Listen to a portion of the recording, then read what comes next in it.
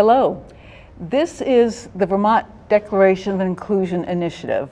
These four people here. Let me introduce them to you. Bob Harnish, first of all, came to Vermont 60 years ago. He has been a successful former innkeeper in the Killington area. He's raised children from other countries, including 2 Hmong and 1 Puerto Rican, with his wife, and he now lives in Pittsford. Al Wakefield came to Vermont 35 years ago. We won't hold that against you, Al. You've had a long career as a businessman as well, including running an international executive search company out of Rutland, and you live in Mendon. And Norm Cohen came to Vermont 55 years ago as a young lawyer, worked in the U.S. Attorney's Office and in his private law firm. And he also serves on a number of public and nonprofit boards in the Rutland area and lives in Rutland City. And I'm a former broadcast journalist, now a regional planner. My Vermont roots go back to the 1790s. I live in Rutland Town where I grew up, and I guess I'm the newcomer of the group here. You're the kid. So all of us are from Rutland County, which is where the idea for this initiative started and expanded to become a statewide effort. Bob, let's start with you. You were here at the very beginning of the initiative. Tell us a little bit about the history. Yes, back in 2020, about the time of the George Floyd murder and the Breonna Taylor death, the town of Franklin, way up on the Canadian border, through its select board, was presented with what was called a Declaration of Inclusion, and by one of their own select board members. And the select board discussed it and eventually adopted it as town policy. And they just felt it was important that their more or less isolated town to have more diversity, and that it hopefully would not become a scene of a hate incident in the schools or anywhere in the town. Okay, and what is in the declaration? Is it the same declaration that's passed by any town that you go to? Yes, we have a standard wording which I shall read. Towns are welcome to adjust the wording a little bit to fit if they think it fits their town a little better. So here's the declaration. Basically a statement by each town that they want their town to be an unbiased place where people of all backgrounds feel that they belong. So I'll use Franklin as the town in this instance. The town of Franklin rejects racism and welcomes all persons regardless of race, color, religion, national origin, sex, sexual orientation, gender identity or expression, age or disability, and socioeconomic status, and wants everyone to feel welcome in the community. As a town, we formally condemn discrimination in all its forms, commit to fair and equal treatment of everyone in our community, and will strive to ensure that all our actions, policies, and operating procedures reflect this commitment. The town of Franklin is and will continue to be a place where individuals can live freely and express their opinions. And I might say, if I were to condense those thoughts into just a few phrases, that statement says, we reject discrimination, we welcome all people, we want our residents to feel they belong and will be safe in our community, and the town commits to fair and equal treatment of everyone. So you got the ball rolling on the declaration. You started all of this. What do you think are the benefits for a town adopting such a declaration? Oh, I think it becomes a platform, first and foremost, a platform for discussion in the town of the issue of diversity.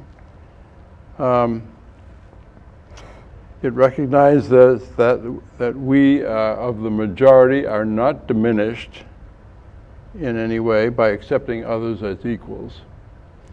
The town hopefully will avoid becoming a location of a hate incident. And it's an opportunity to gently build the population of the town through diversity, and that increase in population is obviously good for the tax base and property values. Okay. Al, you're another businessman.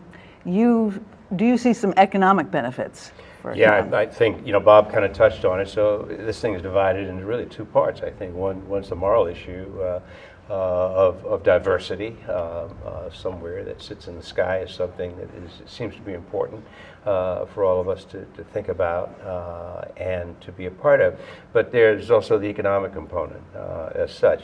Vermont's getting older. The population is increasing. Vermont Futures Project component of the Vermont Chamber of Commerce said that we're going to lose 100,000 people or so over the next 10 years or so through retirement and aging as such. And in a population total of 650,000, whatever that number is that we're using right now, that's a lot of people. It's 1/6 of the population. That obviously has a tremendous economic impact on the state. So how do we grow this state? We've got to have people here to do it. We've got to have all kinds of people to do it, from the very top of the spectrum, economically, intellectually, and otherwise, to the people who do all manner of work right down through the whole structure if the state is going to compete. Towns are competing against each other. There are also towns competing against an international environment, which is growing more and more relevant to our day-to-day life. China's right here. China's not down in New York. It's not in the southwestern part of the country. It's right here. We're competing, and any little town in Vermont has its own role to play. Yeah. So how many towns have passed the declaration? To date, we have 110 towns that have adopted, which is roughly 65% of the population of Vermont. And we've got a target of getting 247 municipalities in Vermont by the end of this piece of work, when this initiative is completed. But our more immediate target is to have another 50 towns, actually 40 now, to get to 150 by October of this year. So there's 4 of us out there trying to get talking to towns and explaining the declaration to them. Are there other people that should be included in this process as well? Well, the success of this initiative to date is really dependent on those other people as such. There've been 3 of us and now 4 of us. And we've not gotten to 110 by ourselves. It's through local people that have carried this thing forward, and those local people have multiplied themselves. We call them local champions. We've kind of given them a name because that's important to us to know who the point people are. But they've recruited other people to be their advocates, and those people, local people, have been instrumental in going to their own select boards or their board of aldermen or their city councils in carrying this message forward. And we've stayed in the background and just kind of been a resource to them as they've carried this initiative forward. Okay, thank you. Norm, so when we're not in the background, when we're in front of a select board or town officials, what is our approach? Well, Barb, basically, we try to impress upon select boards or councils that adopting the declaration is wonderful, but it's really just opening the door. And we urge them to do things to put the words of the declaration into action on a permanent basis for the town, and to basically take steps to assess its situation with regard to these type of issues, and to move forward on them as best they can. Initially, there's some very easy, non-costly at all steps to take to inform the citizens who aren't all attending select board meetings, aren't watching it on whatever local TV station, etc. And those are to put a framed copy of the signed declaration, certainly in the town clerk's office, but in as many other offices as the town may have. Some towns of 250 or 300 people have a town clerk's office and that's it. Others have a full array, and we hope they'll put that signed declaration on each one. Put it on the website. Put it in the town report every year. Those kinds of things to get it in front of people and to alert them to that's what's going. And as a group, we're reaching out to individual towns, but that does not stop them from reaching out to us either, right? Oh, absolutely. I mean, we're available. We have a website, Vermont VT Declaration of Inclusion.org. All of our email addresses are on there, and we urge the towns to get in touch if they have a question. I mean, 2 years ago, this was new to us. It still is, and it's new to select boards too. We also ask them to take more proactive things, or to consider doing them. And I say mainly, there's a lot of different avenues, and our website certainly explains them all, but quickly,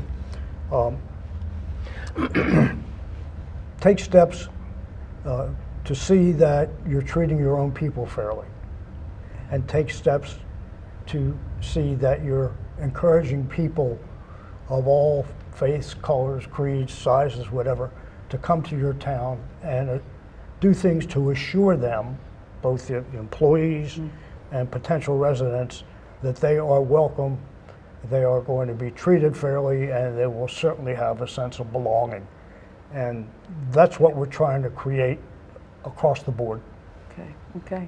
So we've started the conversation here, and as we mentioned, there is a website, vtdeclarationofinclusion.org, that has a lot of information, and our contact information. But our point person is Al, so we thought we'd put your email address up. Sure. And you can certainly let us know if you need help. I will need help, just as I've needed help all the way through this whole thing, for sure. Yeah. But yes, it's a big effort. A lot has been accomplished so far, and we're looking to continue that progress. Yeah, exactly. This goes to 247 municipalities in Vermont. Interestingly, somebody asked the other day, what about school boards? And certainly a couple of school boards have already adopted a declaration of inclusion.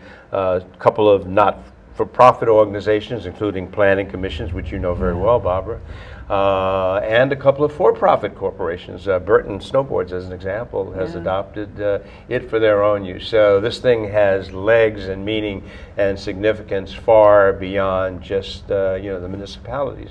And in fact, if Vermont is going to achieve our vision of Vermont being the most inclusive state in the country, this has got to permeate every aspect of our lives. So, and it's moving in that direction. Okay.